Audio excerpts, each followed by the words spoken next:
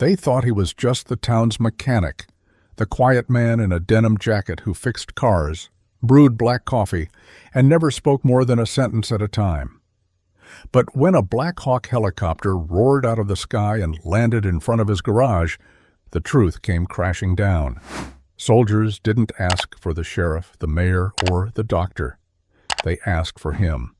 And as Harlan Shaw stepped into the dust-choked air, one question froze the entire town. Who was the man they only knew as the mechanic?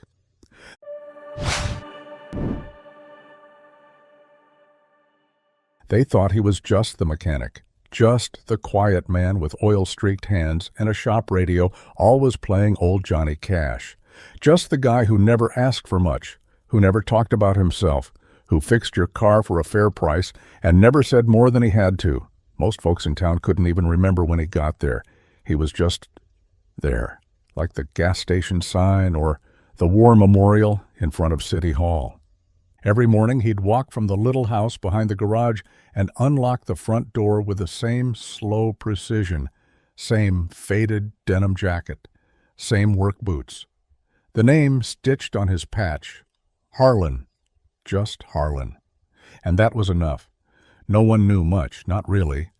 The younger kid said he looked like someone from a movie, tall, quiet, all edges and silence. The older ones thought he was some kind of drifter who just stayed. If you asked Harlan for a story, he'd just smile, that sideways kind of smile, like he knew too many stories to choose just one. But he listened. Lord, did he listen. People came in with busted alternators and brake lines and left having spilled more than their engines. Deaths in the family, breakups, hard years and hurt years. And Harlan, he never judged, just nodded, wiped his hands, and sometimes, if it was real bad, handed over a cup of coffee he brewed in the back of the shop.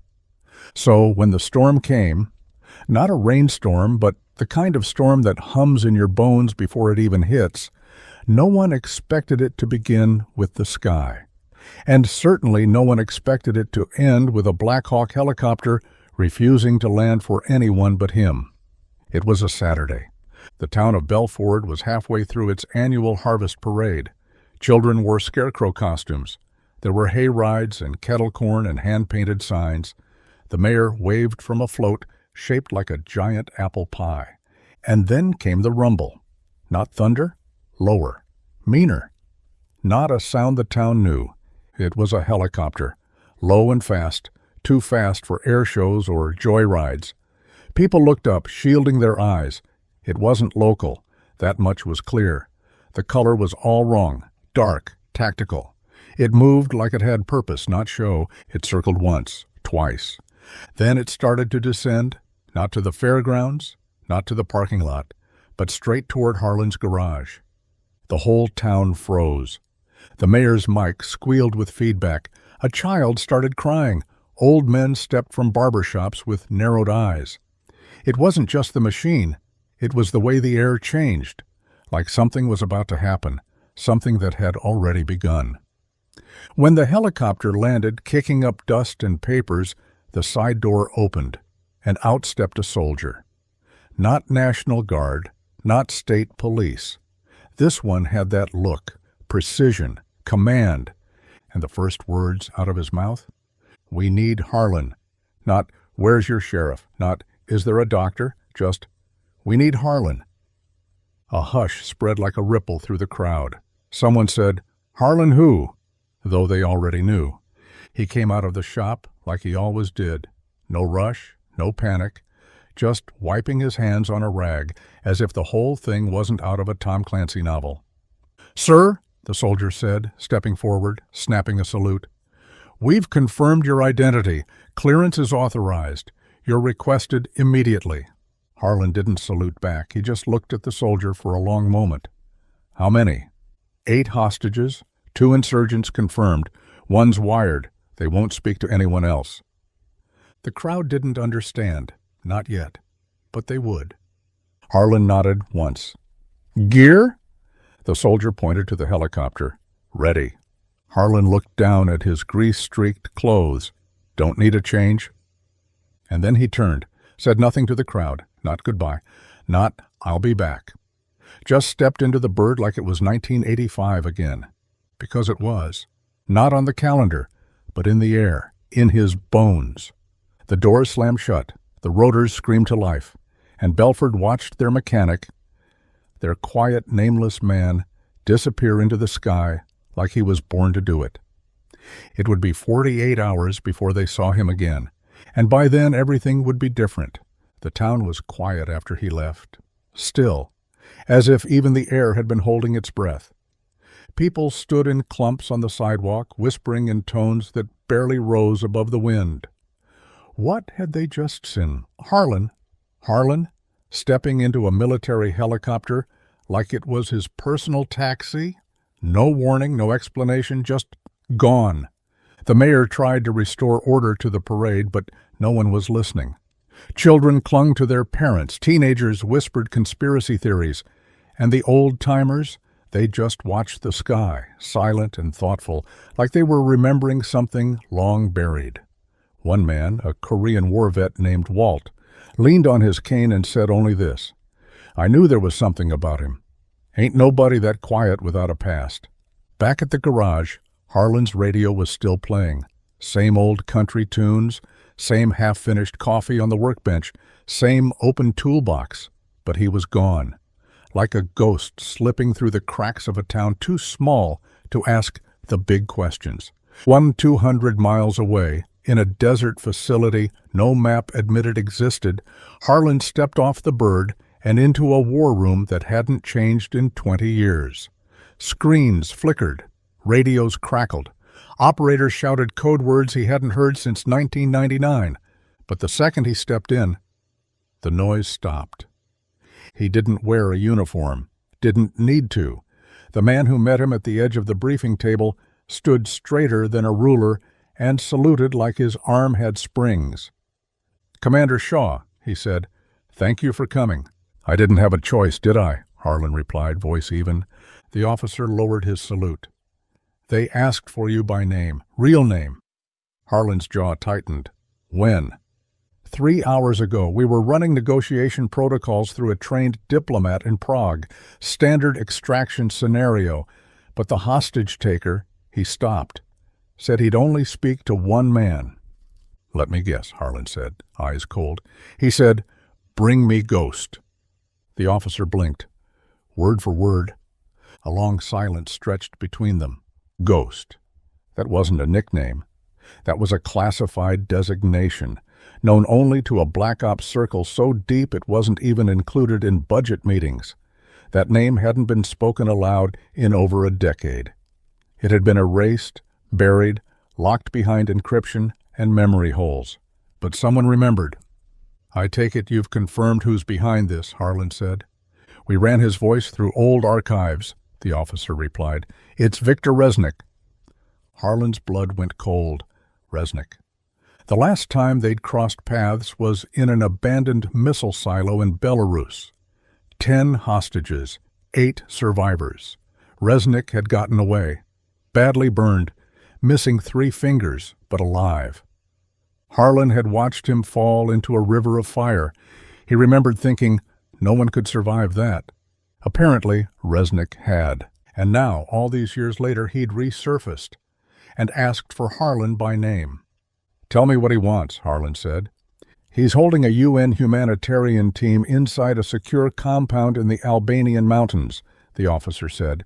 "We've got thermal images confirming all hostages alive. Resnick's armed, but what's strange?" "What?" "He hasn't made demands. He's only repeated one phrase every hour on the hour. Bring me the man who buried me." Harlan closed his eyes. Images flooded back. The burning silo, the screaming, the blood. "You think he wants revenge?" the officer asked. Harlan shook his head slowly. "No, he wants a stage." "For what?" Harlan opened his eyes. "To prove I didn't kill him the first time." Back in Belleford, people were starting to talk. At the diner, someone brought up a rumor that Harlan used to be military.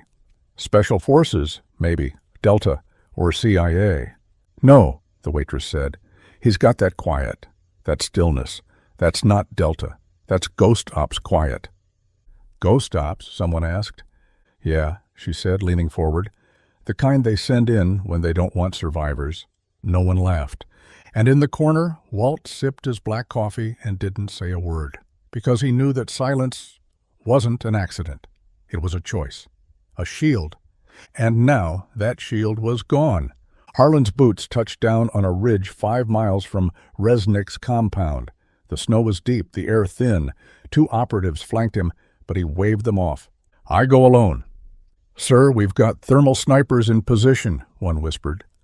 Just say the word and we can... No, Harlan said. He'll know. And so he walked. Through snow, through trees, through the ruins of a war both men had tried to forget.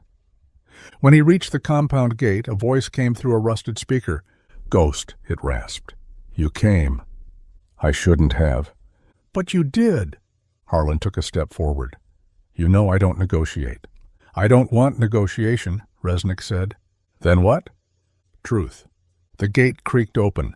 Inside the compound was lit with flickering torches. No power, no heat, just shadows and echoes. And in the center, bound but alive, the hostages. 12 of them, eyes wide with fear. And standing beside them, Victor Resnick, burned, scarred, but smiling. Harlan Shaw, he said, the ghost they couldn't bury. Harlan didn't flinch. Let them go. In time, Resnick said. First, I want to see if the legend still breathes. And then he pulled a pin from a grenade. Harlan moved faster than thought. The next 5 minutes weren't a fight. They were a memory, a rewind. 2 men locked in a dance they had choreographed with blood and fire years ago, and when it ended, Resnick was dead, this time for good. The hostages were airlifted out, the mission classified. The official story, an elite team neutralized a rogue agent. But the agents knew, and when they landed, the pilot didn't open the door for the general or the diplomat. He opened it for Harlan, saluted, and said, Sir, welcome home. But Harlan didn't go back to command. He didn't want medals or parades or a job behind a desk. He went back to Belleford, to his garage, to his coffee and his old country radio. And when the mayor came in, looking stunned and breathless, Harlan just looked up and said, You still need your alternator fixed? The mayor blinked. Yes, of course. Harlan nodded, wiped his hands, and said nothing more. Because legends don't explain themselves, they just show up when the world needs them, and then go back to work, just like a mechanic. 3 days after he returned, someone spotted the helicopter again. This time, it didn't land. Just circled once, low and slow, and peeled off into the clouds like it had been checking in. The townspeople stood outside storefronts, shielding their eyes. They watched the bird fade into the sky, then turned to the garage, where Harlan's hands were buried under the hood of an old Ford truck. He didn't look up, didn't acknowledge the flyby, but everyone knew it was a salute. Later that afternoon, a stranger came into the shop. Young guy, mid-20s, haircut too clean for a local. Looked like a recruiter or one of those ghost agency types they sent when someone like Harlan decided to retire quietly. You Harlan Shaw? Harlan didn't stop working, just said, Depends who's asking. The man looked around. Mind if we talk in private? You're already inside. The man hesitated. Sir, I've been authorized to make you an offer, high-level consulting, off the books, 5-year contract, flexible rotations. We need men like you again. Harlan finally looked at him, not angry, just tired. Who's we? The department. Harlan stared a second longer, then went back to tightening a bolt. Tell the department I already have a job. You sure, sir? You'd be operating at the highest clearance. No field time unless you ask for it. Full access, blank checks. Harlan wiped his hands slowly and tossed the rag on the bench. Then he walked over to the back room, came out with a shoebox, and handed it to the man. Inside were 3 things. An old dog tag with numbers etched so deep they looked like scars, a black patch with no unit name, and a folded letter dated 11 years ago. "You tell them," Harlan said quietly. "I left the war in that box." The man looked down, reading the letter's first line. His expression changed, less official, more human. "Understood," he said softly. "I'll see myself out." As he left, Harlan returned to the truck like the whole conversation had never happened. Outside, the sky was turning orange with sunset, and the world kept spinning. Back in town, people started treating Harlan a little differently. Not out of fear, not even out of respect, really. It was quieter than that. The pastor started leaving extra coffee for him at the church bake sale. Kids stopped calling him the weird guy at the garage and started calling him Mr. Harlan. Old Walt even invited him to the VFW meeting, didn't say why, just handed him the time and place and walked off. It was enough. One night, weeks later, a car broke down on the edge of town. A flat tire on a narrow road. The driver, a young mother with 2 kids in the back, stood outside looking helpless. No cell service, no flashlight, just her and the cold wind, and then headlights. An old pickup rolled up behind her.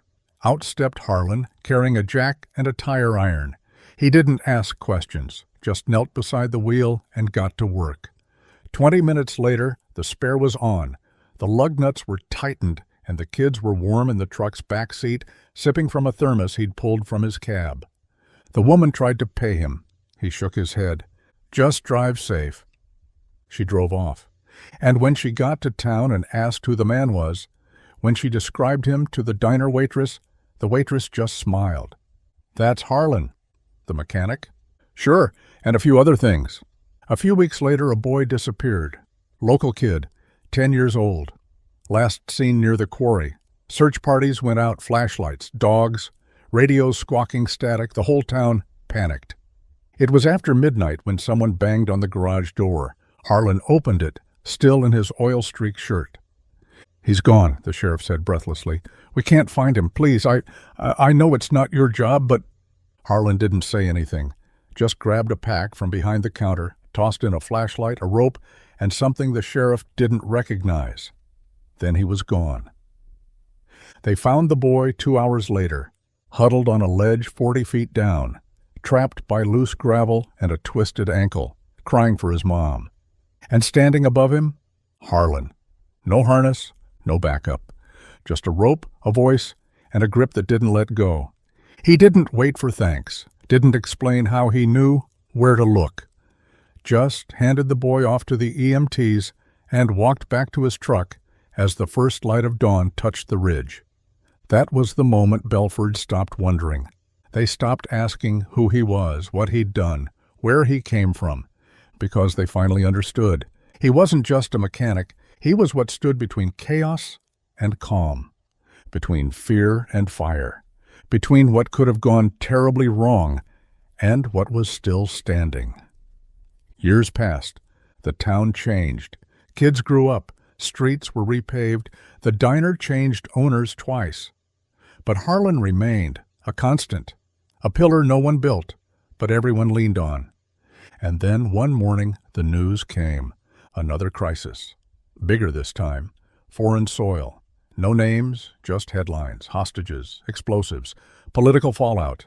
And buried in a paragraph halfway through the article, an unnamed operative with retired status was deployed under emergency protocol. All hostages recovered, perpetrators neutralized. No photo, no interview, but back in Belleford, Harlan wasn't at the shop that morning.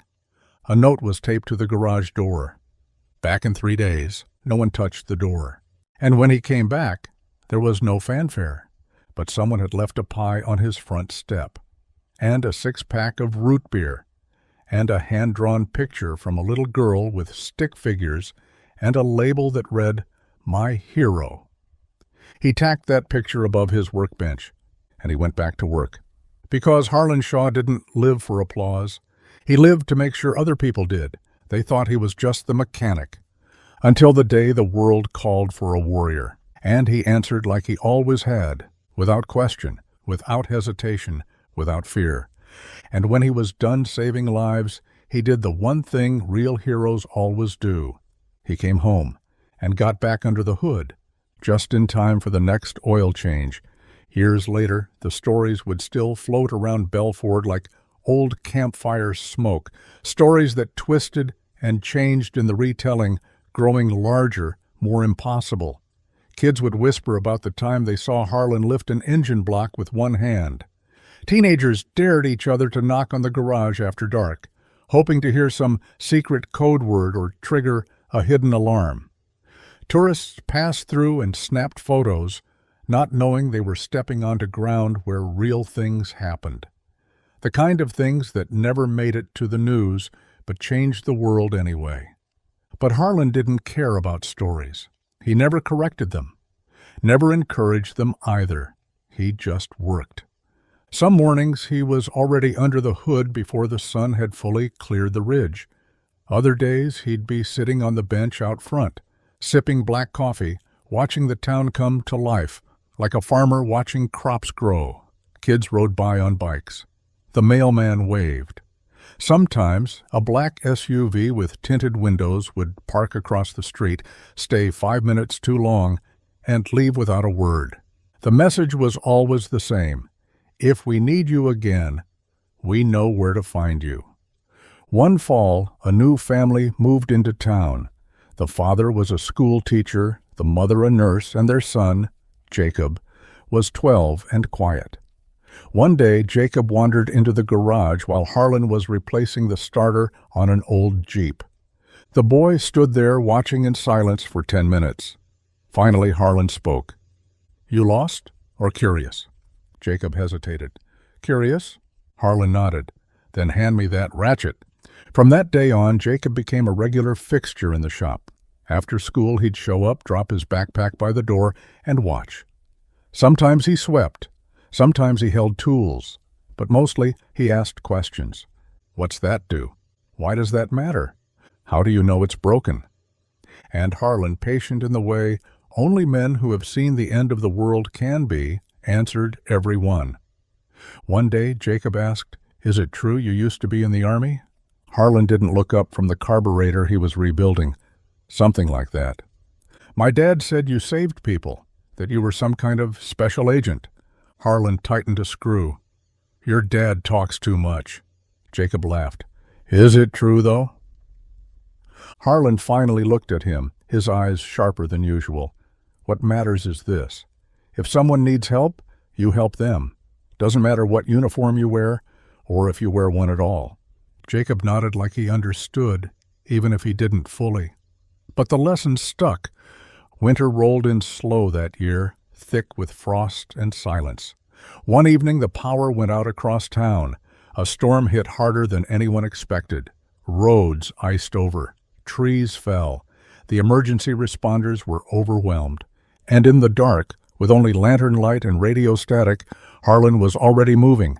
He didn't wait for orders, didn't ask who was in charge. He checked on the nursing home first, made sure the backup generator kicked in. Then the shelter. Then the clinic.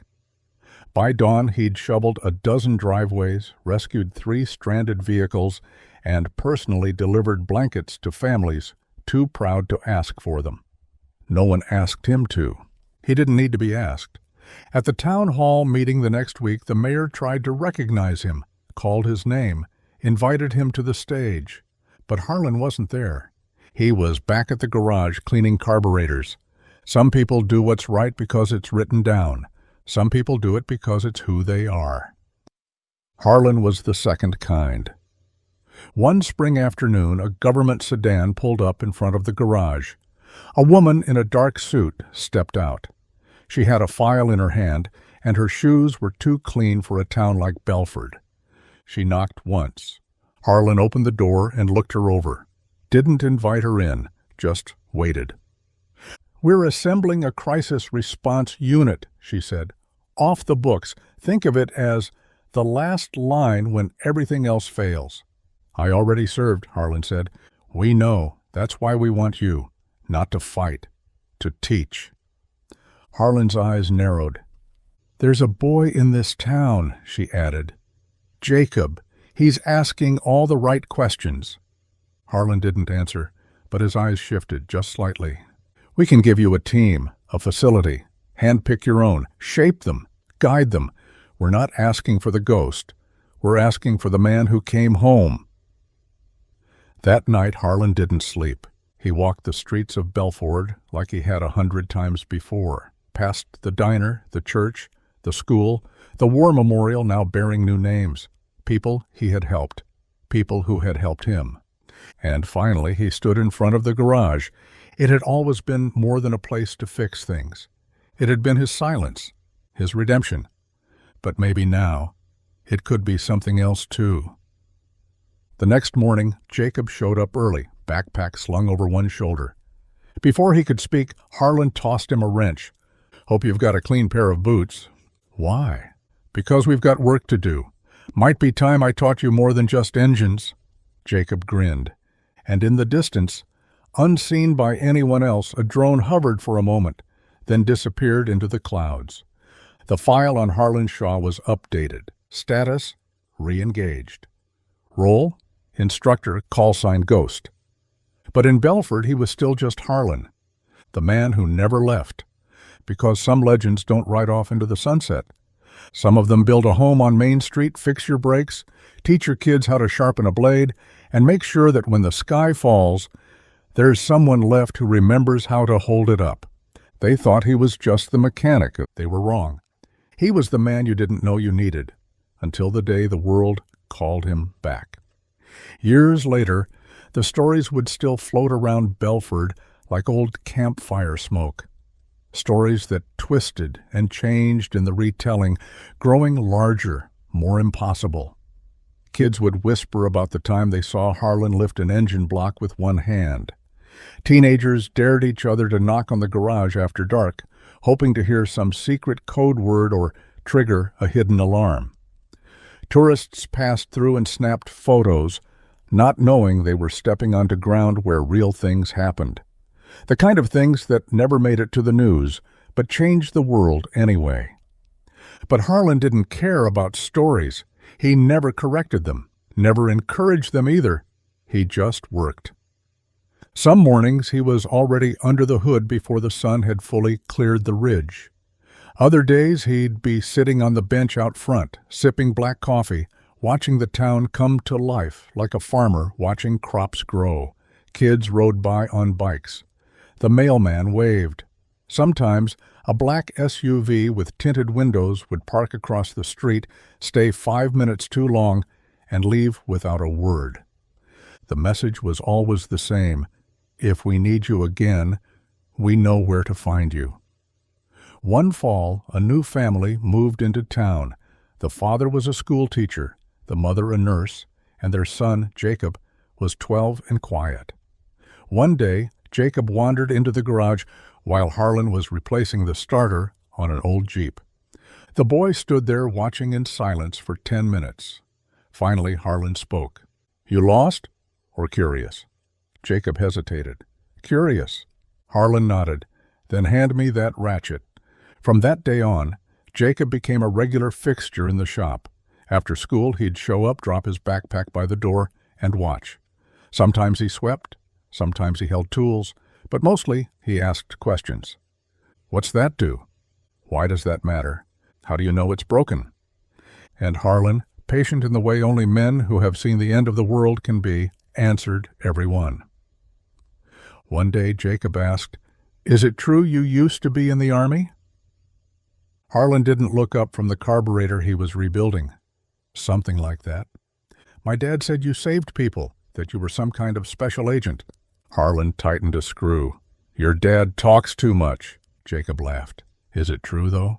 Harlan finally looked at him, his eyes sharper than usual. "What matters is this. If someone needs help, you help them. Doesn't matter what uniform you wear, or if you wear one at all." Jacob nodded like he understood, even if he didn't fully, but the lesson stuck. Winter rolled in slow that year, thick with frost and silence. One evening, the power went out across town. A storm hit harder than anyone expected. Roads iced over, trees fell. The emergency responders were overwhelmed. And in the dark, with only lantern light and radio static, Harlan was already moving. He didn't wait for orders. didn't ask who was in charge. He checked on the nursing home first, made sure the backup generator kicked in, then the shelter, then the clinic.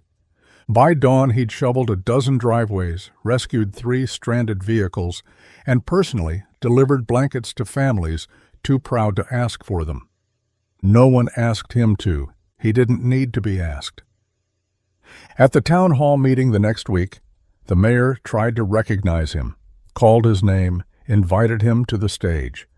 But Harlan wasn't there. He was back at the garage, cleaning carburetors.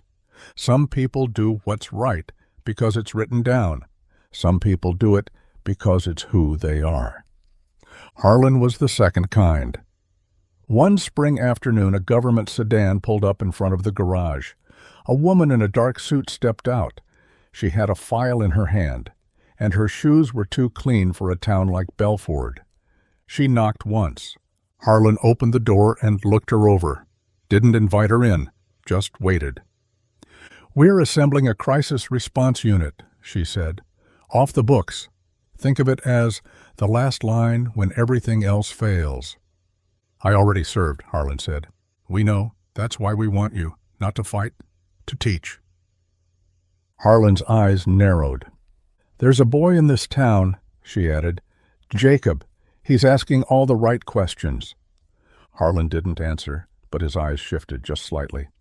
"We can give you a team, a facility. Handpick your own. Shape them. Guide them. We're not asking for the ghost. We're asking for the man who came home." That night Harlan didn't sleep. He walked the streets of Belleford like he had 100 times before, past the diner, the church, the school. The war memorial, now bearing new names, people he had helped, people who had helped him.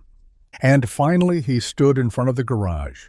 It had always been more than a place to fix things. It had been his silence, his redemption. But maybe now, it could be something else too. The next morning, Jacob showed up early, backpack slung over one shoulder. Before he could speak, Harlan tossed him a wrench. "Hope you've got a clean pair of boots." "Why?" "Because we've got work to do. Might be time I taught you more than just engines." Jacob grinned. And in the distance, unseen by anyone else, a drone hovered for a moment, then disappeared into the clouds. The file on Harlan Shaw was updated. Status: re-engaged. Role: instructor, call sign Ghost. But in Belleford, he was still just Harlan, the man who never left. Because some legends don't ride off into the sunset. Some of them build a home on Main Street, fix your brakes, teach your kids how to sharpen a blade, and make sure that when the sky falls, there's someone left who remembers how to hold it up. They thought he was just the mechanic. They were wrong. He was the man you didn't know you needed, until the day the world called him back. Continuing, word count remains within narrative. The news didn't hit the papers. There was no breaking alert, no op-ed, no tell-all book written by a journalist with too much access and not enough understanding. What happened in the following months, the lives changed, the people trained, the quiet storms calmed before they ever reached a map. All of it remained in the shadows. Because that's where Harlan lived best. The training facility wasn't much to look at from the outside. Just an old barn at the edge of town, once used for cattle auctions, and now outfitted with reinforced doors, subterranean levels, and equipment you'd only find in black-budget government documents stamped with words like classified and eyes only. The kids who drove by thought it was storage. The councilman thought it was a prep center for natural disasters. The truth was neither and both. Inside, Harlan led drills like a conductor. No wasted movement, no flourishes. Everything had purpose. He didn't bark orders. He didn't need to. His presence did the talking. Jacob was the first. Then came Lila, former Navy who'd left the service after an injury but couldn't leave the call behind. Then Raj, a tech wizard who could rewire a satellite from a laptop in a diner. One by one, the broken, the brilliant, the ready but forgotten found their way to him. And he made them into something more. He called it the bench. "Because we don't stand on pedestals," he said once, "and we don't take the field unless no one else can." And the name stuck. Soon, whispers began, not in Belleford, but in places most Americans couldn't find on a map, places where warlords went quiet, where disappearances stopped, where chaos failed to ignite. The bench was becoming a myth, just like the man who ran it. Still, in town, Harlan stayed the same. He fixed brake pads, changed oil, showed up for potlucks, nodded at the librarian every Tuesday morning like he always had. When a new family moved in, he was the first to offer jumper cables and a tow. One night during the Belleford Fall Festival, Jacob stood at the edge of the fairgrounds, looking out over the lights, the rides, the laughing families. Harlan stood beside him, sipping coffee from a paper cup. "You think they'll ever know?" Jacob asked. "Know what?" "What you've done. What we do." Harlan looked at the Ferris wheel turning against the dark sky. "They don't need to, that's the point." Jacob nodded. "Still feels weird. Saving the world in the morning, changing spark plugs in the afternoon." Harlan smiled faintly. Balance. They watched in silence for a long moment. "You ever think about stopping?" Jacob asked. "Every day," Harlan replied. "And every day I wake up and realize I still know how to help." Behind them, Lila called out that Raj had nearly shorted the power grid again. Jacob sighed. "Back to work?" Harlan handed him the coffee. "Warm it up for me." Back at the garage, the radio played its old tunes. Johnny Cash, Willie Nelson, songs of roads and dust, and men who didn't fit neatly into the world, but refused to walk away from it. Belleford never fully understood what it had. Maybe it never would. But the town didn't need to understand. It only needed to trust. And when the lights flickered, or the sirens wailed in the distance, or a helicopter shadow passed over the ridge and kept flying, Belleford slept soundly, because the mechanic was still there, and so was the bench. And the world still spun, because the right man never stopped turning the wrench. They thought he was just the mechanic. But legends don't carry swords anymore. They carry socket sets and satellite uplinks. They carry scars you can't see, and they never, ever stop showing up. Spring came early that year. The trees bloomed with a kind of eager defiance, as if nature itself was trying to make up for everything the world had survived. Crocuses popped through the frozen dirt. Kids rode bikes down Main Street again.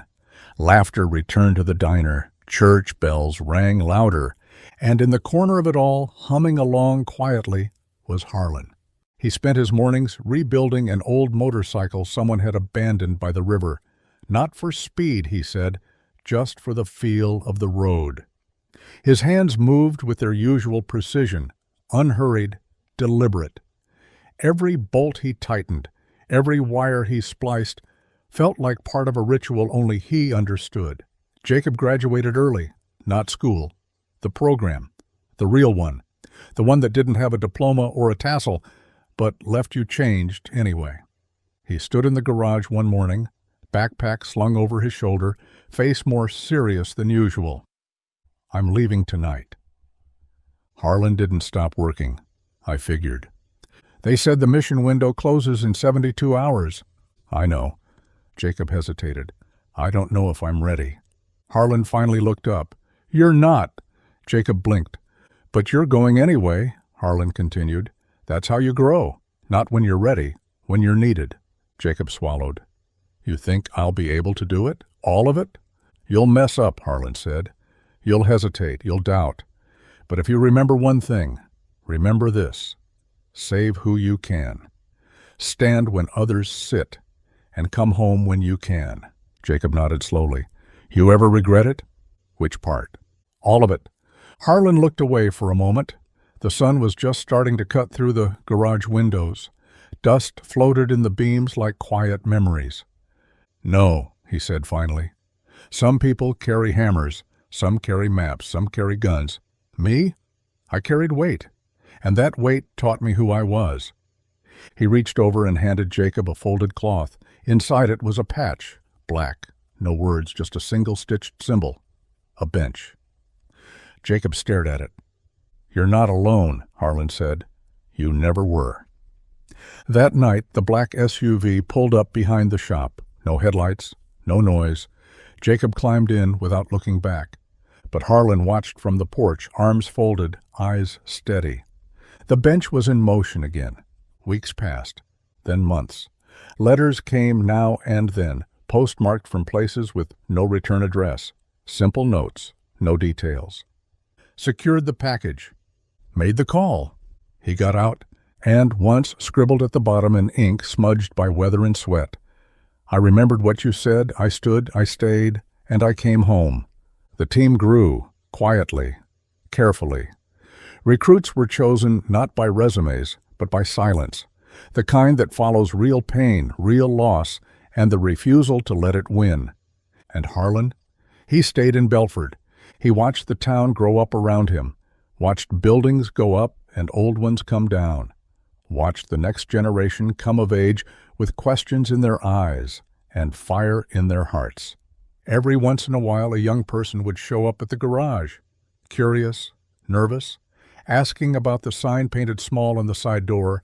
"The bench is not a place, it's a promise." They never asked twice, because Harlan never answered. But if they came back again, if they swept the shop floor without being asked, if they brought coffee without expecting thanks, if they noticed the details that others missed, then maybe, just maybe, he'd hand them a wrench.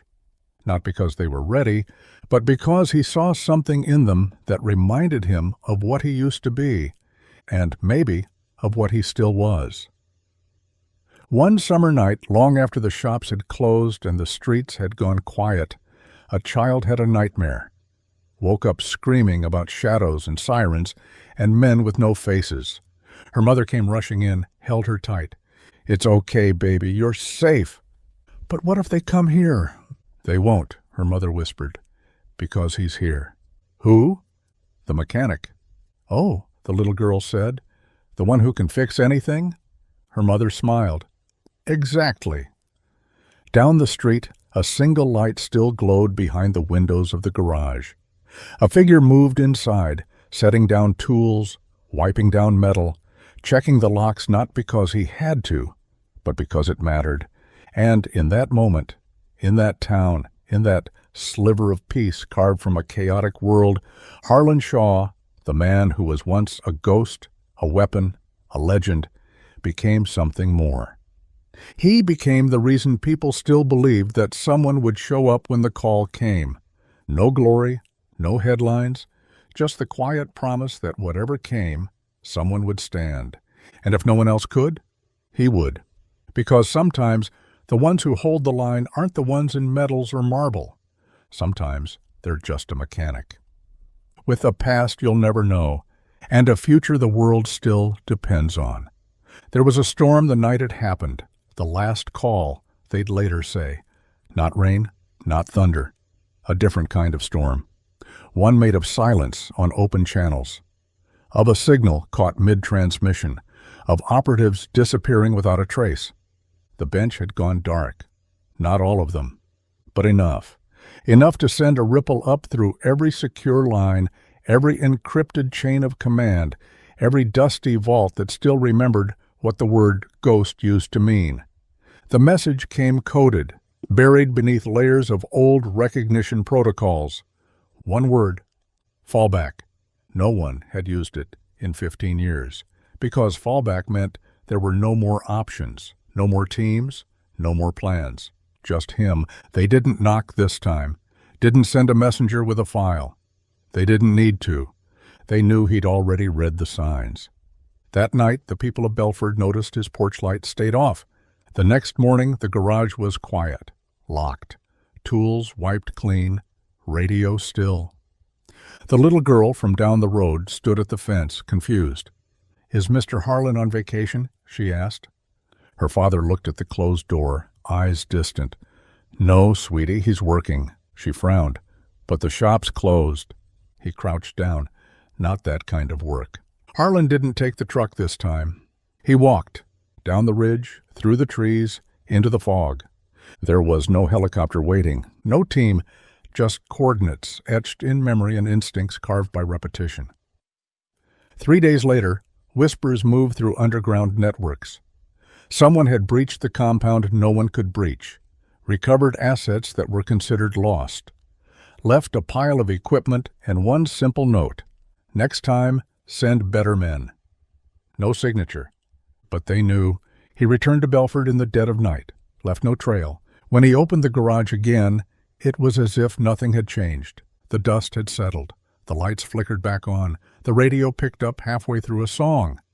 And yet, everything was different. Because now the legend wasn't just whispered among soldiers and ghosts. Now the kids told it too. They drew comic books with a silent man in a denim jacket saving the world with a socket wrench. They turned their bikes into missions, their tree houses into command centers.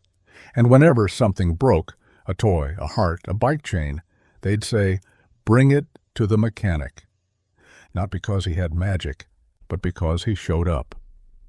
One autumn evening, Jacob came back, older, harder, the kind of eyes that had seen things no one should. But when he walked through the garage door, he became a boy again. "I heard the call went out," he said. "It did," Harlan replied. You answered." "I always do." They sat for a while in silence, the kind that wasn't empty, just full of things that didn't need to be said. Then Jacob reached into his coat, pulled out an envelope, and placed it on the workbench. "Offer's real this time," he said. "Official, full authorization. We build it how we want, our way." Harlan didn't open it, didn't need to. "You running point?" Jacob nodded. "Then I'll consider it." Jacob smiled. "That's the closest thing to a yes I've ever heard from you." Outside, the wind picked up. Leaves danced across the cracked pavement. Somewhere in the distance, sirens wailed. Not for Belleford, not yet. But for someone, somewhere. The kind of sirens that meant something bad was coming, and the kind of silence that followed when someone like Harlan stood in the way. He stood up, walked over to the garage door, and flipped the sign from "open" to "back soon."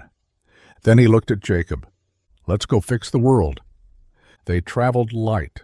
No convoy, no insignias. Just two men in a dusty pickup truck with dented fenders and a toolbox in the back. The world they were driving into wasn't marked on any GPS. No satellite would name the coordinates. But Harlan didn't need maps. His memory had them all. He'd buried names there, buried sins, buried the kind of things you don't talk about in daylight. Jacob drove. Harlan sat with the window down, one hand braced on the sill, eyes scanning the horizon like it still might surprise him. It never did. "How bad is it?" Harlan asked. Jacob didn't sugarcoat it. 6 field agents compromised, 2 dead, tech wiped, 1 survivor extracted, half conscious, bleeding out, muttering a phrase over and over. Harlan turned his head slightly. "What phrase?" "No shadow without light." Harlan said nothing for a long time, then almost too quiet. "He's back." Jacob's hands tightened on the wheel. "You sure?" "I buried that code in a dead drop 15 years ago. No one's spoken it since, not unless—" He didn't finish the sentence. He didn't need to. They arrived at dusk, a shuttered compound outside a border town that had changed hands too many times to remember. The sun was bleeding out behind the hills, turning the buildings into jagged silhouettes.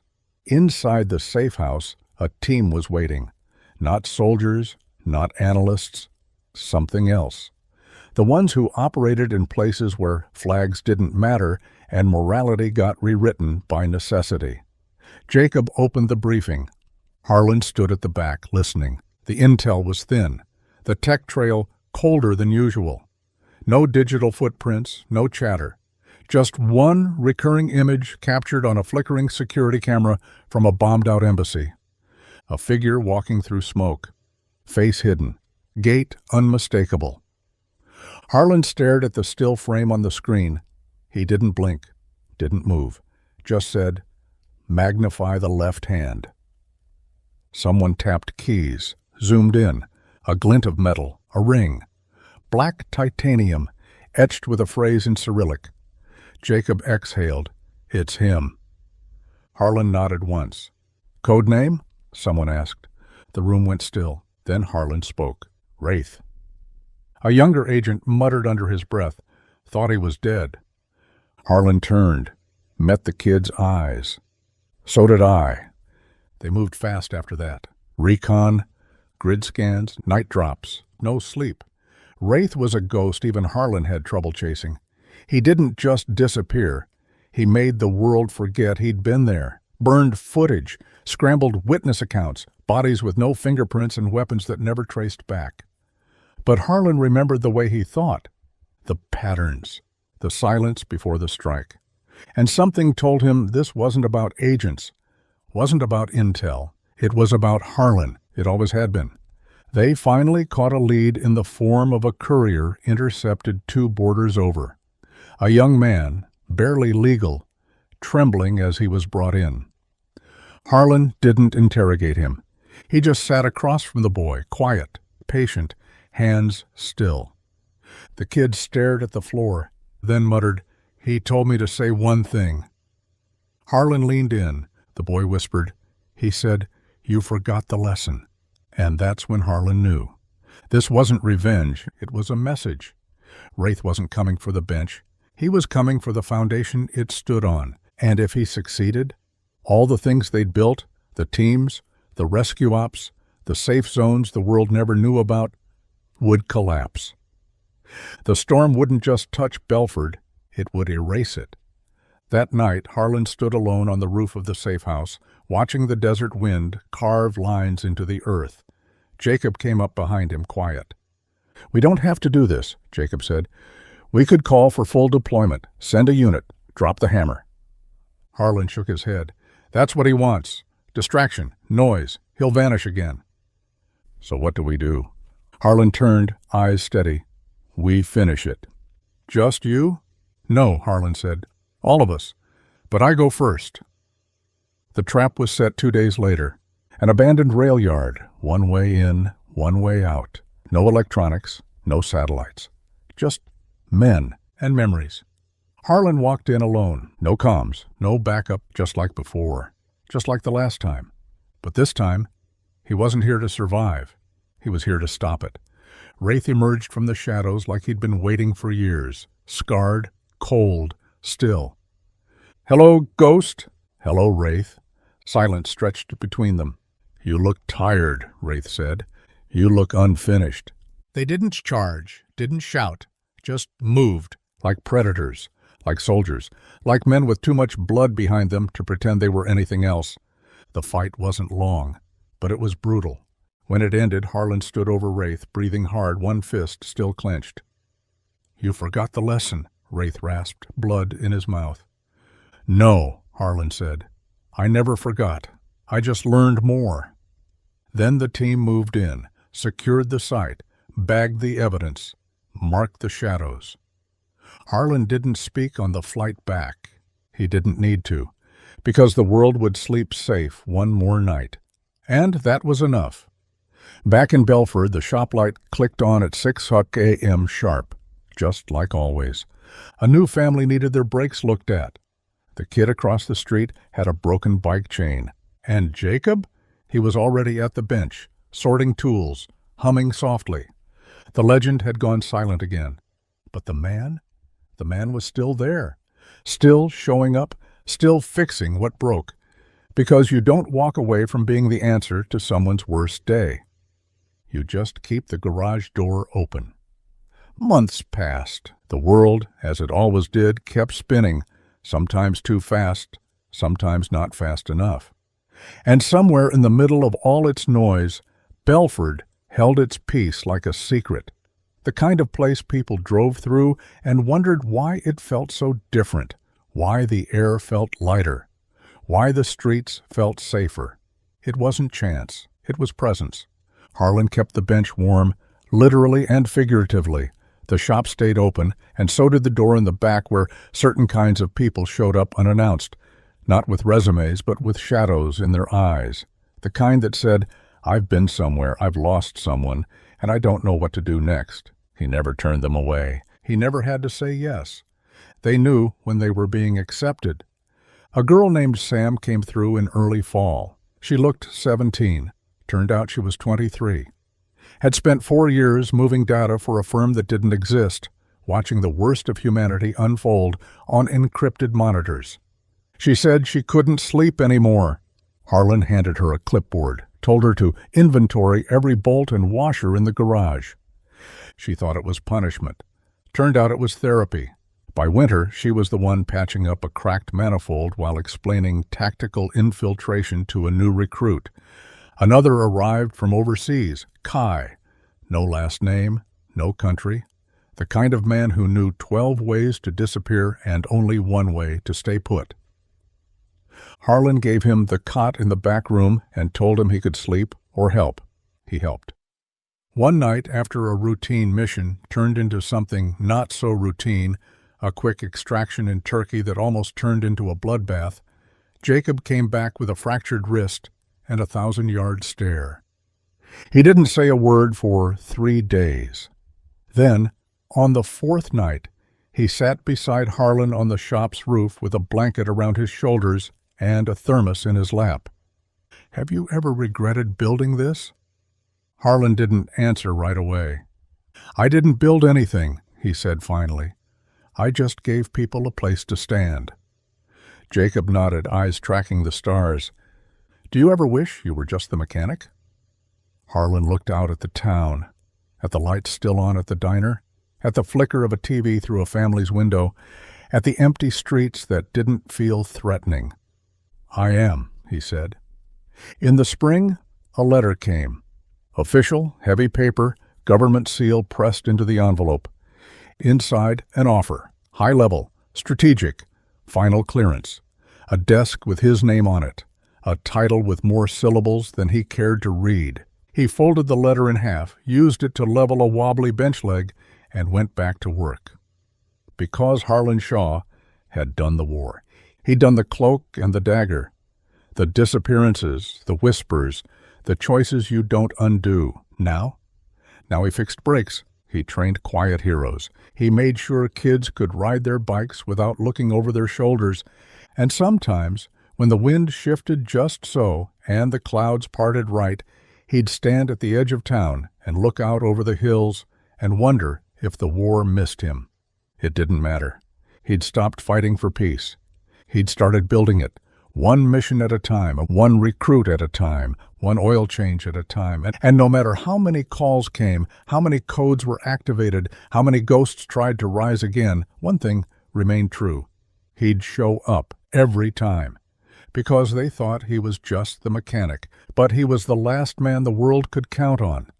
The quiet hand beneath the loud chaos, the stillness before the storm, and the reason the storm never finished what it started. He didn't need medals, didn't need his name on walls. He had something better. He had Belleford. He had the bench. And he had the knowledge, deeper than blood, older than war, that even if the world forgot what men like him were made for, he'd always remember. He'd always be ready. And when the call came again, and it always did, he wouldn't hesitate. He'd wipe off his hands, put down the wrench, and walk toward the fire, just like always. The next call didn't come through a phone. It came through a stranger, middle-aged, wore a suit that didn't quite fit. He showed up just after closing, stood in the doorway of the garage like he wasn't sure if he should step inside. His hands trembled, not from cold, from something older, something deeper. "You Harlan Shaw?" Harlan didn't look up from the carburetor he was cleaning. "Sometimes," the man swallowed. "I was told if things got bad, really bad, and there was no one left to call, that I should come here." Harlan looked at him then, long and quiet. Not suspicious, not surprised, just aware. "Who told you that?" The man hesitated. He didn't give a name, just said to find the mechanic in Belleford. That was enough. Harlan set the carburetor down, wiped his hands, and motioned to the bench. "Talk." The story came out haltingly at first, like a machine that hadn't run in years. A whistleblower, a facility hidden under the guise of a medical lab, people taken, experiments done, sanctioned by, No one. Protected by everyone. The man across from Harlan had been part of it, not a planner, not a mastermind, just a cog. A man who looked the other way, until he couldn't. "They found out I knew," he said. I tried to run. I left my wife behind." He didn't cry, but his voice cracked like someone who would never forgive himself. "They're going to make it look like a suicide," he said, "or an accident. That's how it always goes." Harlan asked only one question. "Where?" The man reached into his coat and handed over a flash drive. "It's all there. Locations, staff lists, photos, schematics. I don't know who else to trust." "You don't have to," Harlan said, standing. "You brought it to the right place." That night, Harlan made 2 calls, one to Jacob and one to Sam.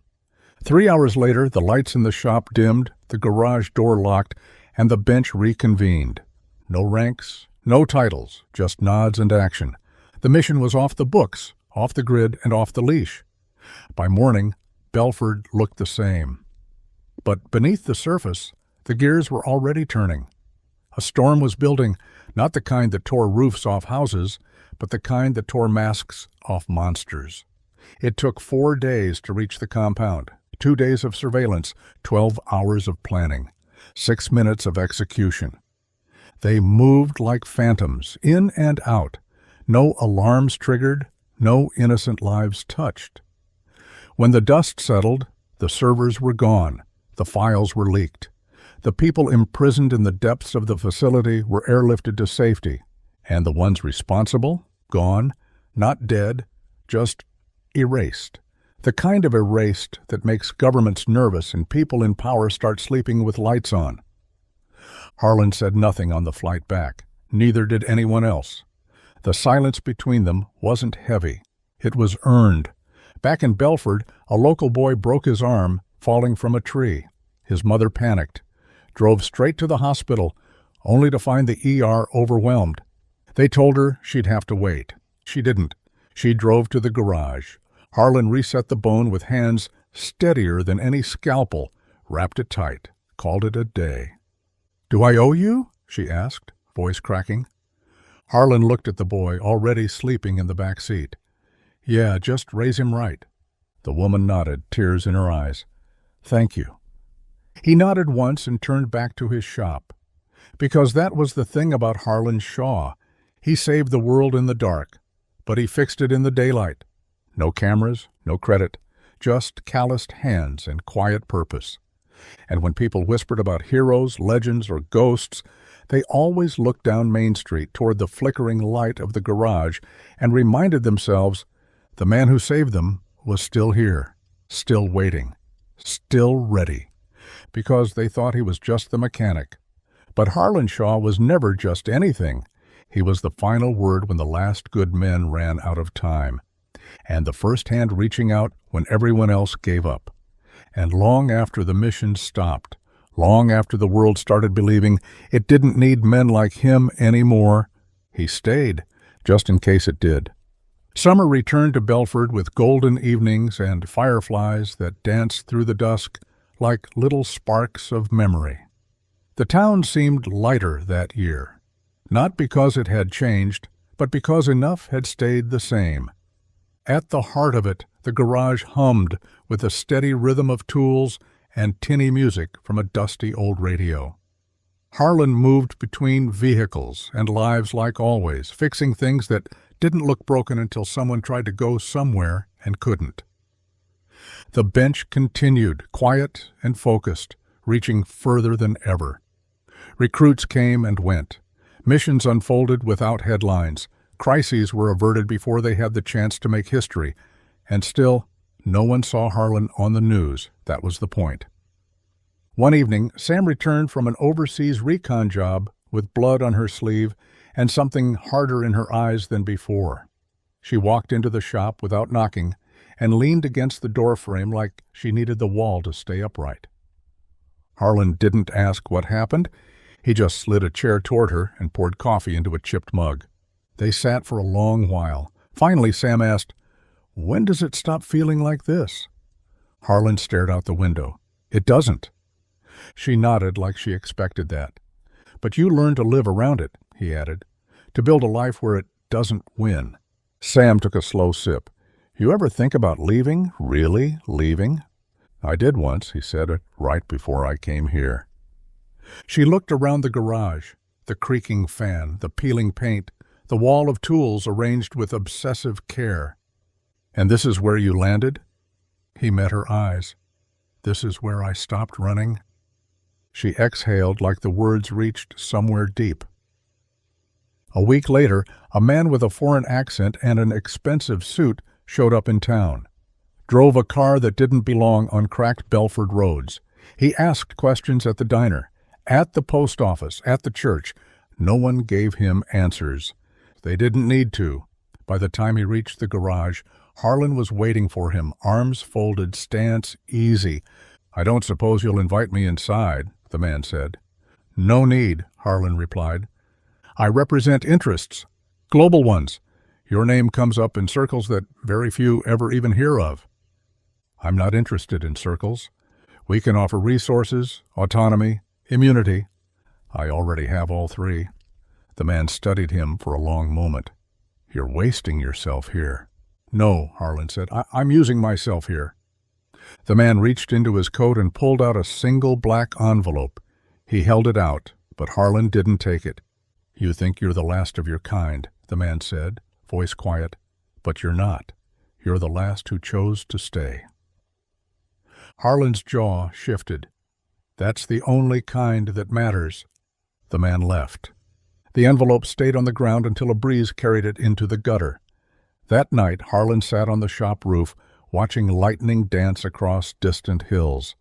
Jacob joined him again, older now, taller, wearing scars that meant something. You turn them down? Jacob asked. Every time? They won't stop asking. I won't stop answering. Below them, the town glowed soft and safe. Porch lights, kitchen windows, a world full of people who didn't know how close they'd come to losing everything, because someone like Harlan made sure they didn't have to. Jacob leaned back against the roof. Do you think anyone will ever know what you really did? Harlan didn't answer. He didn't have to, because the world wasn't built by the people who made noise. It was built by the ones who kept showing up when no one was watching, who never asked for thanks, who chose to stay. And when the next emergency came, and it always did, it was Harlan they called. Not because he was a soldier, not because he was a savior, but because he was there, unmoving, unbreakable, and still holding the line. Autumn painted Belleford in burnt oranges and soft golds. Leaves rustled like quiet applause, and the town settled into the rhythm of another season. Farmers' markets, school recitals, bake sales in church basements. Life moved gently, as it always did, safely, quietly, because somewhere in the background, Harlan Shaw was still there. He didn't advertise it, didn't need to. But anyone who lived in Belleford long enough learned the truth in layers. First, they noticed how the garage never closed, even during storms. Then they saw how strangers with hard eyes and heavier pasts came through town and left different. Lighter. And then came the moments when things went wrong and Harlan just happened to be there. Like the night a truck jackknifed on the highway in the freezing rain. Paramedics said it should have been fatal. The driver survived. Said someone pulled him out, tied a tourniquet, then disappeared into the trees. Or the girl who went missing during a thunderstorm. Search parties fanned out for hours. And then, as dawn broke, there she was, muddy, crying, safe. Found walking out of the woods, holding a jacket way too big for her. A name stitched on the inside. H. Shaw. He never said a word about any of it, and no one made him. They just let him be. One day, a young reporter from out of town showed up, said she was working on a human interest piece about forgotten towns with extraordinary stories. She asked about the harvest, the history, the people. Then she asked about the garage. Oh, that's Harlan, the waitress at the diner said. What's his story? The reporter asked. The waitress just smiled and shook her head. That is his story. The reporter tried anyway. Showed up at the shop with a notepad and recorder. Harlan was under the hood of a '67 Impala, his sleeves rolled up, grease on his knuckles. "Got a minute?" she asked. "Nope," he said. "I just have a few questions. People say you've done things, big things. People say a lot. Is it true you used to be in the military?" He didn't look up. "I fix cars." "And something else?" Finally he straightened, wiped his hands on a rag, and met her gaze. "Not unkind, just unreadable." "Look," he said, "every town needs a mechanic. Sometimes they need more. If I do my job right, you'll never know the difference." She blinked. "That's it?" He nodded once, then turned back to the car. She didn't write the article, at least not the one she planned. Instead, she published a short piece titled, "The Man Who Keeps Things Running." It didn't go viral, didn't win awards, but somewhere, tucked between lines about brake fluid and head gaskets, was a sentence that stuck with readers long after they clicked away. The quietest man in town might be the one holding up the sky. That winter the storms came harder than usual. Blizzards, power outages, old pipes bursting under the weight of cold. But Belleford didn't suffer the way other towns did, because Harlan had seen it coming. He'd already stocked supplies at the church, installed backup generators in the senior center, delivered firewood to every house with a chimney. No one told him to. He just knew. One night, the mayor stopped by with a thermos of cider and an envelope. "A token of appreciation," he said. "We pooled donations. Figured it was time you had something official, a town honor." Harlan didn't take the envelope, just looked at it. "You don't need to thank me." The mayor nodded. "We know, but we're going to anyway." Harlan finally accepted the cider, poured a cup, shared it without speaking. The envelope stayed on the bench, unopened. Spring returned. Another class graduated. Another child learned to ride without training wheels. And another mission, somewhere far away, involving people who didn't know the name Belleford, was stopped before it ever started, because the bench was still working. And the man behind it?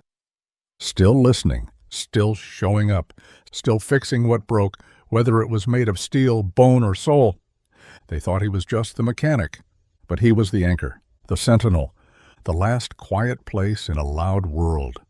And so long as Harlan Shaw kept turning a wrench in that small-town garage, the world could take one more breath and believe in good men again.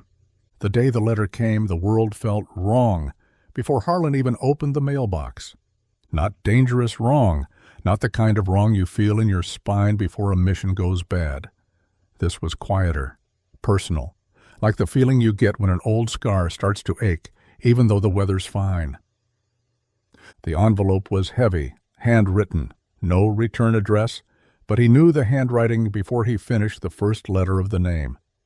It had been nearly 20 years. He opened it with a knife instead of his fingers, out of habit. Inside was a single sheet of thick paper, 6 words. "She's dying. She asked for you." No signature, didn't need one. She was the only part of his past he'd buried intentionally, not out of shame, not out of guilt, but because keeping her memory untouched had been his one sacred rule. Eleanor. The only woman who had known him before the call signs, before the field work, before Ghost, was a name spoken in fear behind locked doors.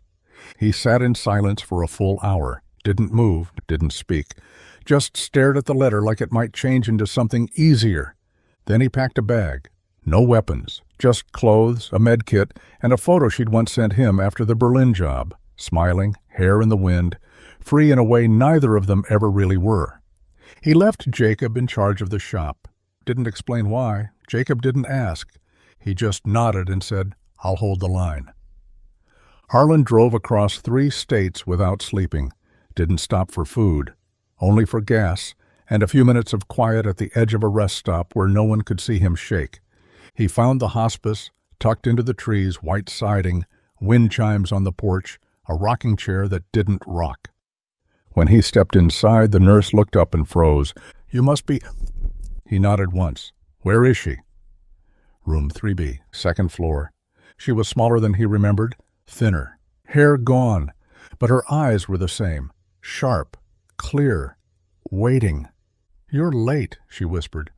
"Traffic," he said. She tried to laugh, but it came out more like a sigh. "You still fix things?" she asked. "When I can?" She nodded. "Good, because I'm a mess." He sat beside her, took her hand without asking, and neither of them spoke for a long while. When they finally did, it wasn't about the missions, or the years, or the things they'd both done in silence. It was about memories, the coffee shop in Vienna, the rooftops in Prague, the stolen moment in Istanbul before the world came crashing in. "I never stopped thinking about you," she said. "I never stopped carrying you," he replied. She smiled. "Even with all those missions?" He nodded. "Especially then." She was gone 3 days later. Peacefully, no pain, just one long breath that never came back. He buried her in a cemetery with no cameras, no guests, no names. Just a stone. Simple. Hers. The night he returned to Belleford, a storm rolled in. Thunder without rain. Like the world remembering something it had forgotten too soon. Jacob was waiting at the shop. "You okay?" he asked. "No," Harlan said honestly, "but I will be." He opened the garage, turned on the radio, and started working again. No fanfare, no ceremony, just bolts and gears and oil and rhythm. The pain would come in waves, the memories would surface when he wasn't ready. But he'd endure, because that's what men like him do. They carry weight. They keep walking. They build spaces where others can heal even when they're bleeding themselves. And in a world where too many ghosts fade into shadows, Harlan Shaw remained. The mechanic, the sentinel. The one man still standing when the storm passes and all that's left is the work that needs doing. They thought he was just the mechanic, but he was the quiet promise that no one would ever be left behind again. Not on his watch, not while he still had breath, not while the bench still stood, and certainly not while there was one last wrench to turn.